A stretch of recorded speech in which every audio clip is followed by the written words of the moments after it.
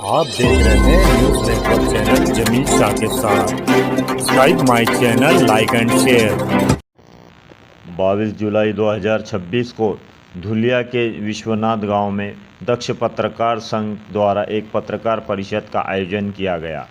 इस पत्रकार परिषद में जिला परिषद, पंचायत समिति और ग्रामीण जीवन सुधार मिशन उम्मीद योजना के साथ मानव विकास योजना 2022-23 महिला स्वयं सहायता समूह के नाम पर महिला को रोजगार देने के नाम पर कुछ मशीनरी दी गई थी। गांव की महिलाओं ने पत्रकारों को बताया कि जिस दिन से हमें ये मशीनरी दी गई है उस दिन से ये मशीनरी आज तक शुरू नहीं हुई है।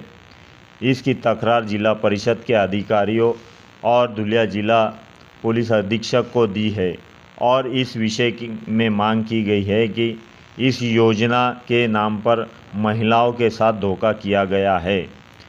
इस योजना में के नाम पर करोड़ों रुपए का भ्रष्टाचार किया गया है। इस योजना की जांच होनी चाहिए।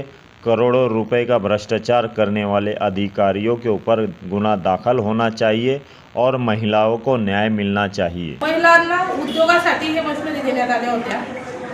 महिला उद्योजक व्हाव्या, महिला सक्षमीकरण व्हावं, याच्यावर त्यांचं आर्थिक सक्षमीकरणासाठी महाराष्ट्र शासनाने एक ठोस पाऊल उचललेलं होतं। पण याच्यामध्ये काही अधिकारी जे आहेत उमेद अभियानाचे जिल्हा स्तरावर आणि तालुका स्तरावर जे अधिकारी आहेत यांनी त्याच्यात मोठा भ्रष्टाचार केलेला आहे।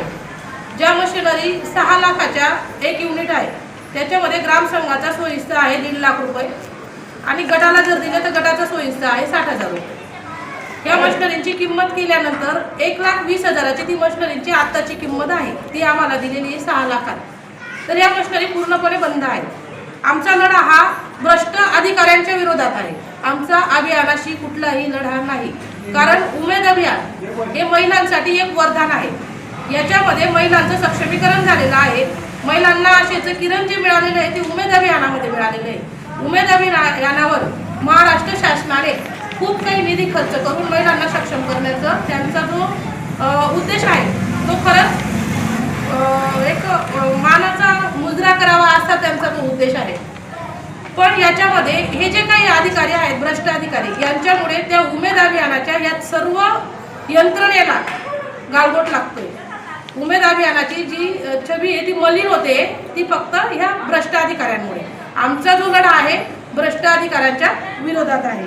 आता आमचा सगळ्यात पहिली मागणी होती आणि आहे की महिलांना जे फसवणूक झालेली आहे त्या मशीनरींची चौकशी व्हावी आणि चौकशी होऊन हा भ्रष्टाचार नेमका कुठे आणि कसा झाला याची चौकशी करून प्रशासनाने चौकशी करून जर कधी हे सगळे गुन्हेगार ज्यांच्यावर गुन्हे सिद्ध झाले त्यांच्यावर गुन्हे दाखल करा, ही आमची मागणी आहे।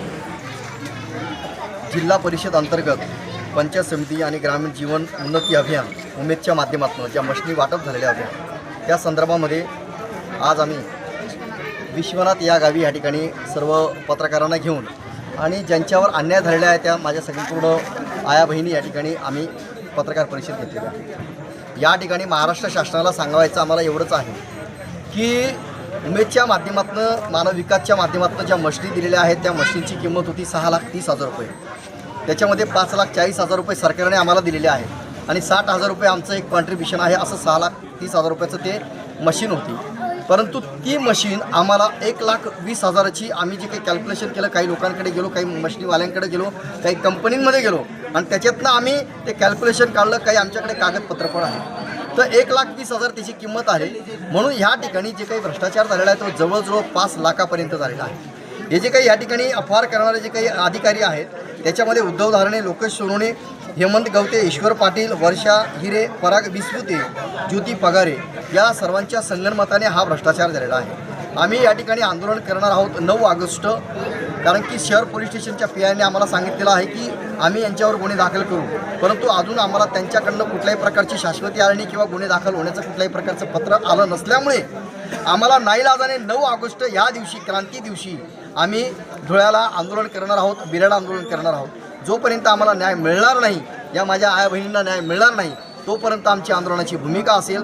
आमचं यामध्ये सर्वात महत्त्वाचं असं मत आहे या सर्वांनी ज्या पद्धतीने भ्रष्टाचार केलेला आहे याच्यावर कोणाचा हात आहे का, कारण की हा भ्रष्टाचार काय छोटा नाही तर जवळजवळ 40 कोटीचा आहे. याचे संपूर्ण प्रूफ आमच्याकडे आहे. मी दक्ष पत्रकार संघाच्या माध्यमातून मी सांगतो की याचे संपूर्ण प्रूफ आहेत, कागदोपत्री प्रूफ आहेत.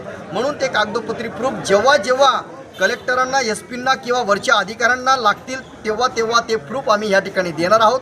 आता याच्यानंतर ज्या मशनी आहेत त्या मशनी कशा पद्धतीच्या आहेत याच्यासाठीच आम्ही या ठिकाणी विश्वनाथला आम्ही प्रेस कॉन्फरन्स घेतलेली आहे. या ठिकाणी 36 युनिट जे आहेत ते 36 युनिटमध्ये कोण काय सांगते याच्याशी आम्हाला काही घेणं देणं नाही. त्या बहिणींवर पण अत्याचार झालेला आहे. तर प्रत्येक युनिट चालू आहे किंवा बंद आहे ते देखील तपासण्यात यावं आणि याच्यामध्ये जे दोषी अधिकारी असतील त्यांच्यावर गुन्हे दाखल करण्यात यावे. त्याच पद्धतीने याच्या माध्यमातून त्यांनी जी काही प्रॉपर्टी जमा केली ती प्रॉपर्टी जमा करावी, शासनाला ती जमा करावी आणि यांच्यावर गुन्हे दाखल करावे हीच आमची मागणी आहे. तुम्ही बोलता, कोण बोलता? नमस्कार, माझं नाव भारती किशोर माडी, जय माता दी बचत गट. मी अखिल भारतीय महात्मा फुले समता परिषद याचे धुळे जिल्हा कार्याध्यक्ष म्हणून कार्यरत आहे. आज विश्वनाथ गावामध्ये जी प्रेस कॉन्फरन्स घेण्याचा उद्देश आहे तो म्हणजे इथं जागेवर जे मशिनरी आहेत ते बघून आणि आमच्या ज्या सगळ्या माया भगिनी ज्या आहेत यांच्या सगळ्यांच्या न्यायासाठी आज आपण इथं प्रेस कॉन्फरन्स घेतलेली आहे. आमच्या मागण्या आहेत, जे दोषी अधिकारी आहेत त्यांच्या चौकशी व्हावी, चौकशी होऊन त्यांच्यावर गुन्हे सिद्ध झाले तर त्यांच्यावर गुन्हे दाखल करा आणि आमच्या ज्या काही मागण्या आहेत त्या आम्ही प्रेस नोटमध्ये दिलेल्याच आहेत. 9 ऑगस्ट क्रांतिकारी दिवस या दिवशी आम्ही सगळ्या महिला एवढ्या संख्येने, ही एका गावाची संख्या आहे, असे आम्ही सगळ्या जेवढ्या महिला आहोत तेवढ्या गावातून सगळ्या महिला येऊन रस्त्यावर उतरणार आहोत आणि 9 ऑगस्ट रोजी आम्ही बिराड आंदोलनाला सुरुवात करू आणि तिथून अमरण उपोषणाला पण सुरुवात करू. जर 15 ऑगस्टपर्यंत आम्हाला न्याय मिळालाच नाही तर 15 ऑगस्ट ह्या दिवशी आम्ही आत्मदहनाचा म्हणजे तुम्हाला आत्मदहनाचा इशारा देतोय की आम्ही आत्मदहन करू जर न्याय मिळालाच नाही तर. महिलांचं आंदोलन करण्याचा कुठलाही उद्देश नाही, पण आम्हाला न्याय मिळत नाहीये म्हणून दुर्दैव आमचं आम्हाला आंदोलन करावं लागणार आहे.